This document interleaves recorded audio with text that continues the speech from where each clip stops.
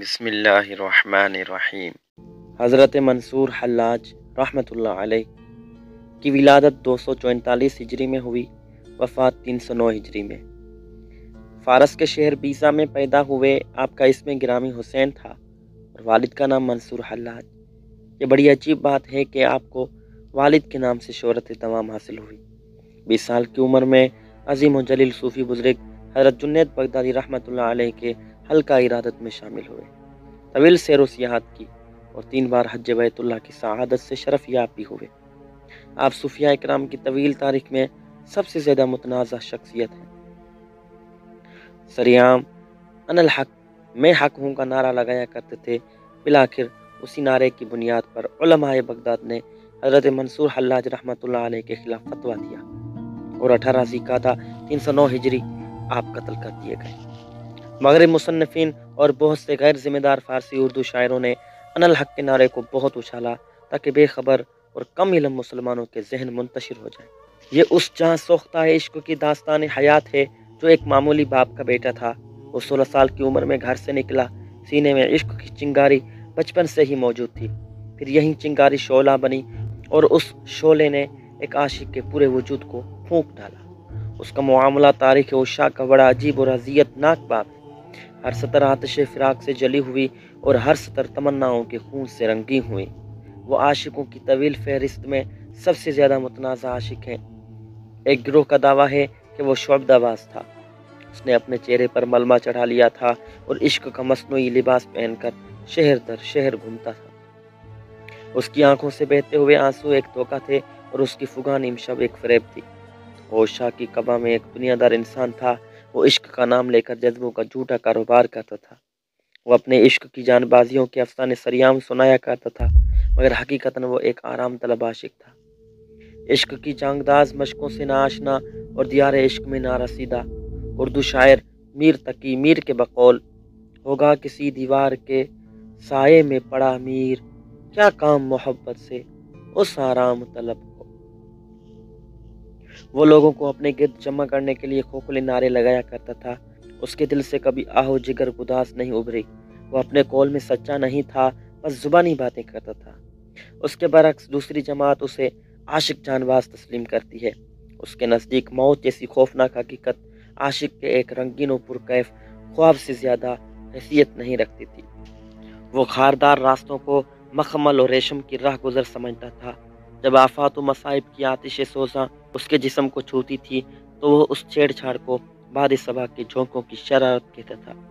جب محبت سے ناآشنا لوگ اس پر سنگ باری کرتے تھے تو اس جابرانہ کھیل کو دل باشی سے تعبیر کرتا تھا۔ پھر جب اسے ایک تاریخ زنداں کے حوالے کیا گیا تو اس نے اپنے عشق کی آگ سے دوسرے قیدیوں کی زنجیروں کو پگھلا دیا۔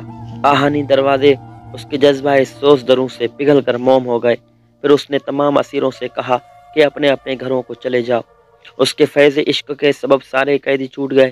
اسیروں نے زندہ سے رخصت ہوتے وقت اپنے محسن کو مخاطب کرتے ہوئے کہا، ہمیں رہائی دینے کے بعد اب خود زنجیریں پہنے کیوں بیٹھے ہیں؟ عاشق جان باز اس وقت وصال کے لذتوں سے مخمور تھا۔ زنجیروں کو بوسہ دیتے ہوئے کہنے لگا، یہ آن فولاد عاشق کا زیور ہے، اگر انہیں اتار پھینکوں تو پھر میں عاشق کہاں رہوں گا؟ عشق سرے بازار عالم میں رسوا ہو جائے گا اور میں عشق کی رسوائی برداشت نہیں کر سکتا۔ قیدیوں نے کہا، آپ نے ہمیں آزادی کا پروانہ بخش دیا، مگر خود یہاں سے کیوں نہیں نکلتے؟ عاشق جان سوز پر انتہائی سرشاری کی کیفیت طاری تھی۔ جذب و کیف کے لہجے میں بولا، یہ زندہ تو میرا گھر ہے۔ تم نے کسی ایسے شخص کو دیکھا ہے جو خوشی سے اپنا گھر چھوڑ کر چلا جائے؟ پھر جب داروغہ زندہ کو معلوم ہوا کہ اس شخص کی وجہ سے تمام قیدی فرار ہوئے ہیں تو وہ غضبناک ہو کر کہنے لگا، تجھے معلوم ہے کہ تو نے قانون شکنی کی ہے، اس جرم کے پاداش میں زندہ کے اندھیرے اور بڑھا دیے جائیں گے۔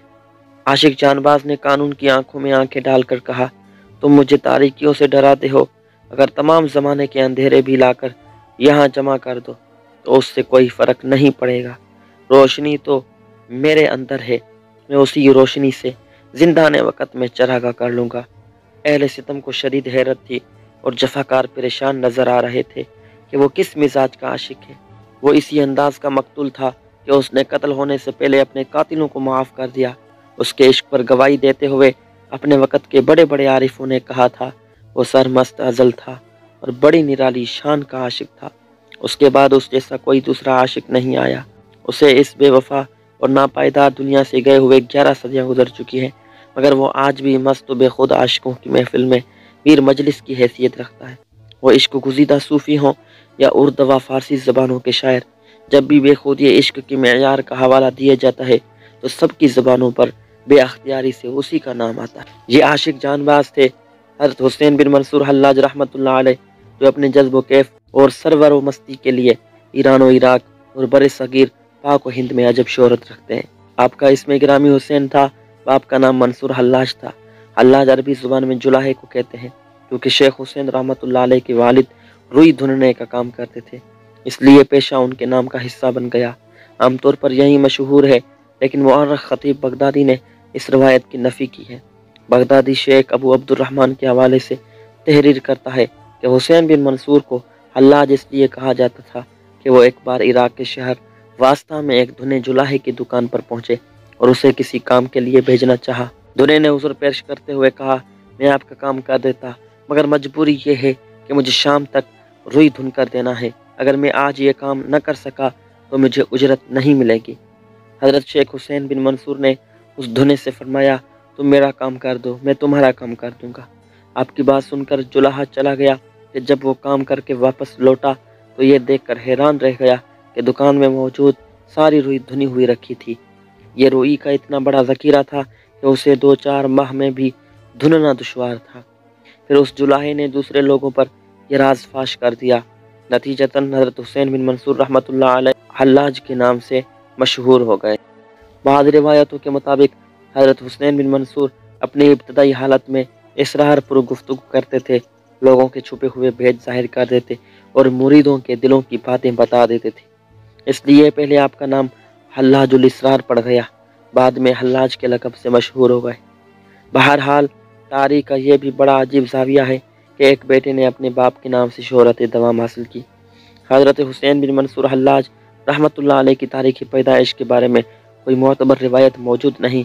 बाज़ मुअर्रिख़ीन ने सिर्फ अंदाज़े और क़ियास के सहारे 244 हिजरी को आपका साल विलादत करार दिया है।